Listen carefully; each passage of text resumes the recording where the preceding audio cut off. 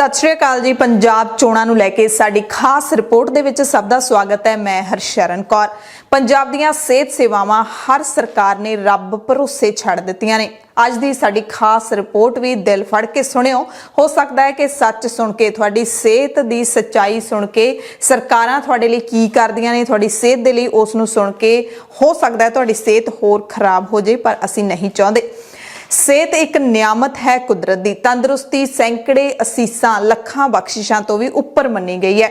एक तंदुरुस्त शरीर दे अंदर ही तंदुरुस्त दिमाग जिहड़ा वास करदा है। आपां आम तौर ते ही वड्डियां तो सुणदे हां कि तंदुरुस्त तन दे अंदर ही तंदुरुस्त मन हो सकदा है। निरोग शरीर दे विच ही निरोग आत्मा दा वासा हुंदा है। मनुख दे लई खुशी आनंद ते शांति दा एहसास उदों ही हुंदा है जदों तंदुरुस्त मन ते तन तुर अंदरों खिड़िया होवे। ते इंसान मुੱਢ कदीम तो लैके ही सेहत नूं लैके फिक्रमंद रहा है। पर साडे सूबे पंजाब दी बदकिस्मती है कि इत्थों दीयां सेहत सेवावां बीमार ने, क्योंकि साडे लीडरां दा मन बीमार है। वो ईमानदारी दे नाल काम नहीं करना चाहुंदे। विश्व सेहत संस्था WHO दे मुताबिक सेहत तो भाव है सरीरक, मानसिक ते समाजिक तंदुरुस्ती। ये नहीं कि तुहाडा शरीर किसी बीमारी तो मुक्त है ते तुसीं तंदुरुस्त हो। जे तुसीं मानसिक तौर ते समाजिक तौर ते तंदुरुस्त हो, फिर ही तुसीं सेहत चंगी सेहत अखवा सकदे हो। सेहत सेवावां दे लई भारत सरकार ने घट्टो घट्ट मापदंड तय कीते ने, जिन्हां नूं लागू करना लाजमी हुंदा है। बीमारियां दी रोकथाम ज़्यादा जरूरी है।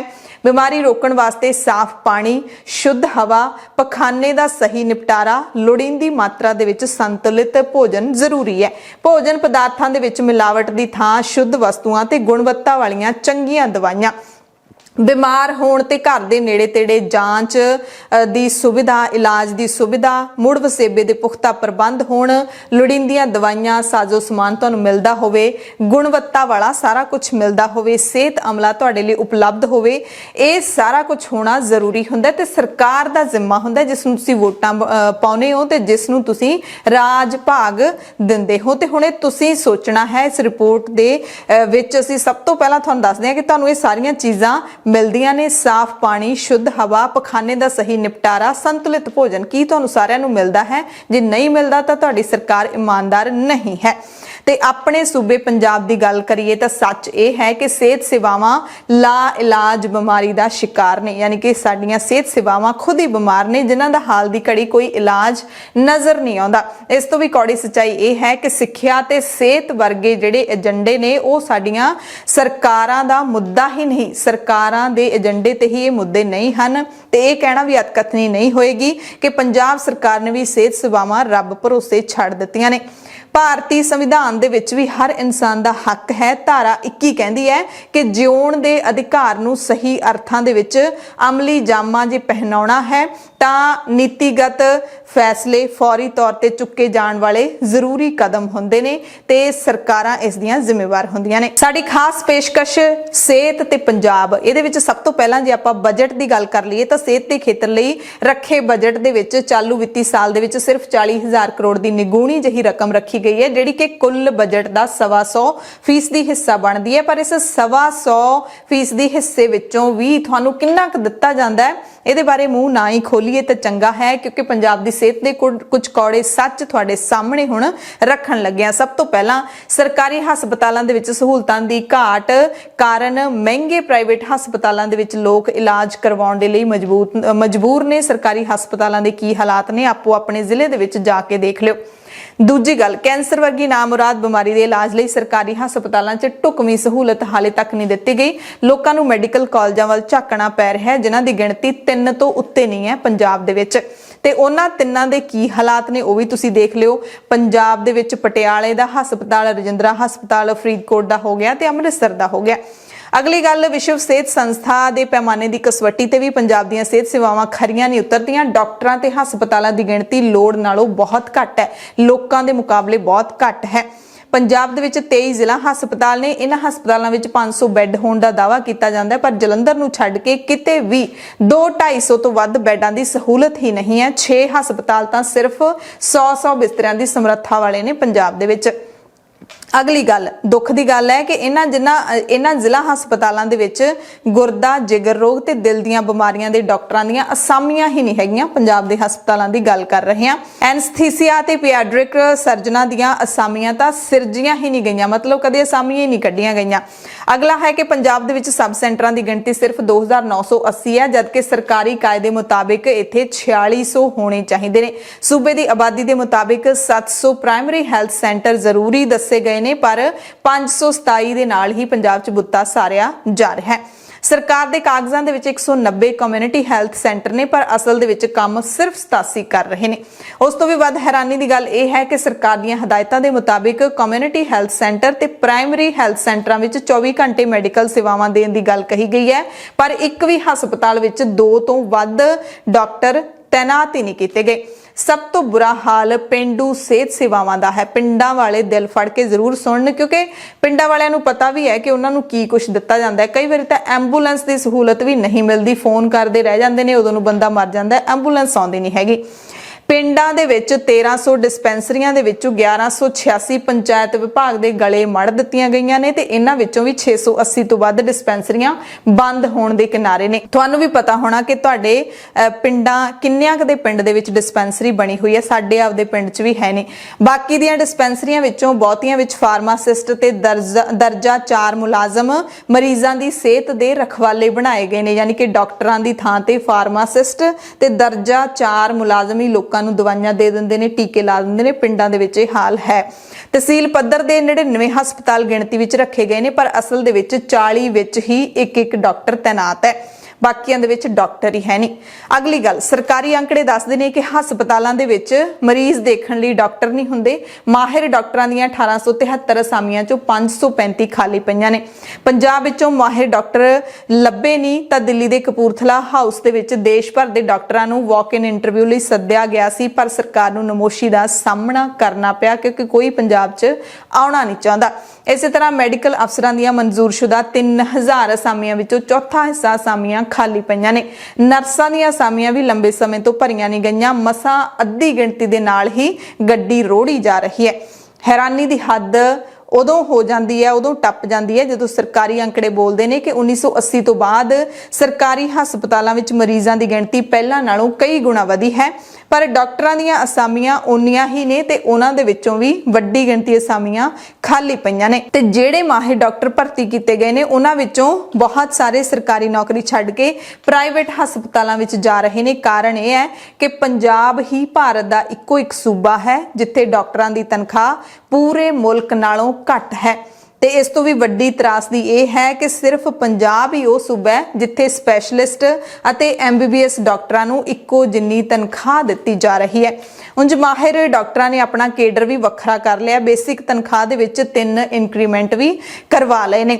ਤੇ ਇਹ ਵੀ ਤੁਹਾਨੂੰ ਦੱਸ ਦਿੰਦੇ ਆ ਕਿ ਪੰਜਾਬ ਜਿੱਥੇ ਉਹ ਸੂਬਾ ਜਿੱਥੇ ਡਾਕਟਰਾਂ ਦੀ ਤਨਖਾਹ ਪੂਰੇ ਮੁਲਕ ਦੇ ਨਾਲੋਂ ਘੱਟ ਹੈ, ਉੱਥੇ ਪੰਜਾਬ ਹੀ ਉਹ ਸੂਬਾ ਹੈ ਜਿੱਥੇ ਮੈਡੀਕਲ ਦੀ ਪੜ੍ਹਾਈ ਸਭ ਤੋਂ ਮਹਿੰਗੀ ਹੈ। ਸਰਕਾਰੀ ਅੰਕੜੇ ਤਾਂ ਇਹ ਵੀ ਦੱਸਦੇ ਨੇ ਕਿ ਸਰਕਾਰੀ ਹਸਪਤਾਲਾਂ ਦੇ ਵਿੱਚ ਸਹੂਲਤਾਂ ਦੀ ਘਾਟ ਕਾਰਨ ਪ੍ਰਾਈਵੇਟ ਹਸਪਤਾਲਾਂ ਦੇ ਵਿੱਚ ਮਰੀਜ਼ ਇਲਾਜ ਕਰਵਾਉਣ ਦੇ ਲਈ ਕਈ ਗੁਣਾ ਵਧਦੇ ਜਾ ਰਹੇ ਨੇ। ਸਰਕਾਰੀ ਹਸਪਤਾਲਾਂ ਵਿੱਚ ਇਲਾਜ ਲਈ ਆਉਣ ਵਾਲੇ ਮਰੀਜ਼ਾਂ ਦੀ ਸਾਲਾਨਾ ਗਿਣਤੀ 1 ਕਰੋੜ 62 ਲੱਖ ਹੈ, ਜਦਕਿ ਪ੍ਰਾਈਵੇਟ ਕਲੀਨਿਕਾਂ ਦੇ ਵਿੱਚ 4.25 ਲੱਖ ਤੋਂ ਵੱਧ ਮਰੀਜ਼ ਡਾਕਟਰਾਂ ਦੇ ਕੋਲ ਜਾਂਦੇ ਨੇ।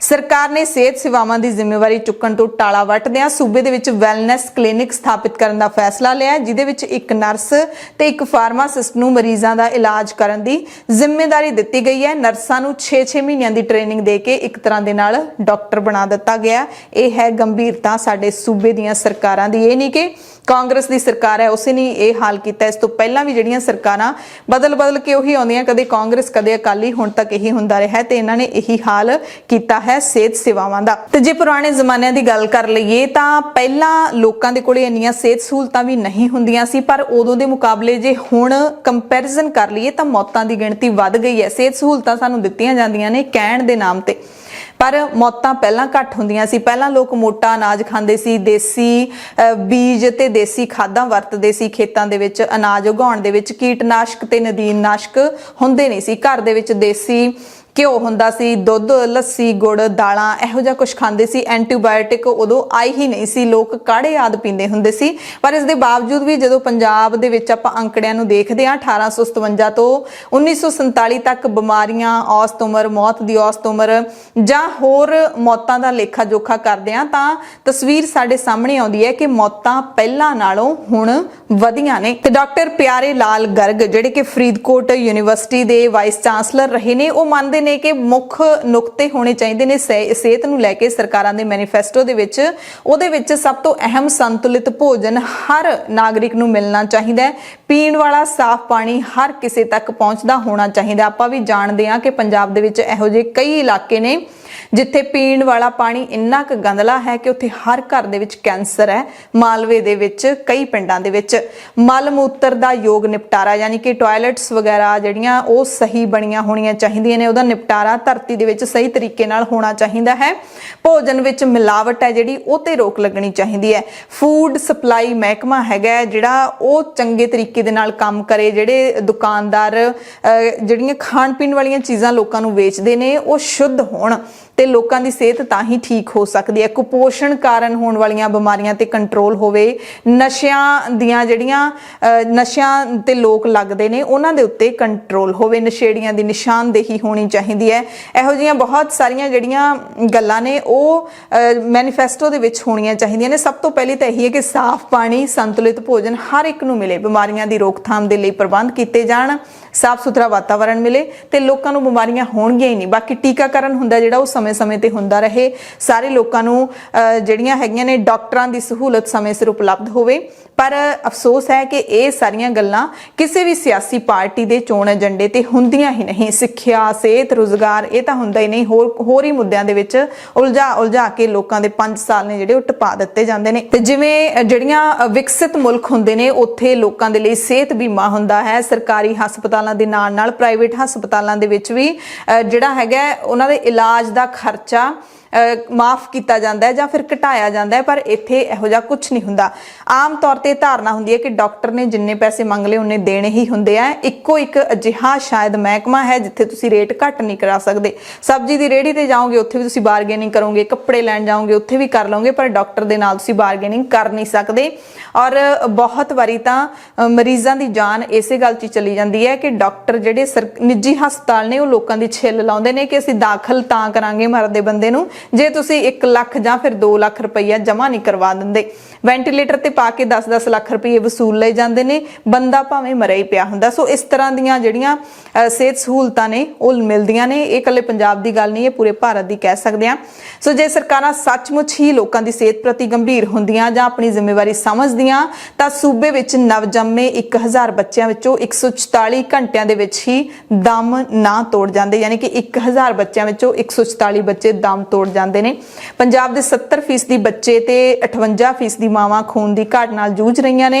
25% ਪੁਰਸ਼ ਅਨੇਮਿਕ ਦੱਸੇ ਗਏ ਨੇ। ਦੁੱਖ ਦੀ ਗੱਲ ਇਹ ਹੈ ਕਿ ਸੂਬੇ ਦੇ 11% ਬੱਚਿਆਂ ਨੂੰ ਸੰਤੁਲਿਤ ਭੋਜਨ ਨਹੀਂ ਮਿਲਦਾ। 37% ਬੱਚਿਆਂ ਦੇ ਵਿਕਾਸ ਵਿੱਚ ਪਾਲਣ ਪੋਸ਼ਣ ਅੜਿੱਕਾ ਬਣ ਰਿਹਾ ਹੈ। ਸਰਕਾਰਾਂ ਦੇ ਵਾਅਦਿਆਂ ਤੇ ਦਾਅਵਿਆਂ ਵਿੱਚ ਹਮੇਸ਼ਾ ਖੋਟ ਰਿਹਾ। ਇਹੋ ਕਾਰਨ ਹੈ ਹਾਕਮਾਂ ਨੇ ਸਿਹਤ ਤੇ ਸਿੱਖਿਆ ਵਰਗੇ ਖੇਤਰ ਹਾਲੇ ਤੱਕ ਦਿਲੋਂ ਵਿਸਾਰ ਰੱਖੇ ਨੇ। ਅਸੀਂ ਜੇ ਹਾਲੇ ਵੀ ਨਾ ਸੰਭਲੇ ਤਾਂ ਸਾਡੀਆਂ ਅਗਲੀਆਂ ਪੀੜ੍ਹੀਆਂ ਸਾਨੂੰ ਜ਼ਰੂਰ ਕੋਸਣਗੀਆਂ ਤੇ ਸਾਡੀ ਇਹ ਜ਼ਿੰਮੇਵਾਰੀ ਹੁੰਦੀ ਹੈ ਕਿ ਅਸੀਂ ਮੁੱਦੇ ਬਣਾਈਏ ਇਹਨਾਂ ਪਾਰਟੀਆਂ ਦੇ ਸਾਹਮਣੇ। ਇਹਨਾਂ ਦੇ ਬਣਾਏ ਮੁੱਦਿਆਂ ਦੇ ਵਿੱਚ ਉਲਝ ਕੇ ਨਾ ਰਹਿ ਜਾਈਏ ਕਿਉਂਕਿ ਸਮਾਂ 5 ਸਾਲਾਂ ਬਾਅਦ ਹੀ ਆਉਂਦਾ ਹੁੰਦਾ ਹੈ। ਧੰਨਵਾਦ।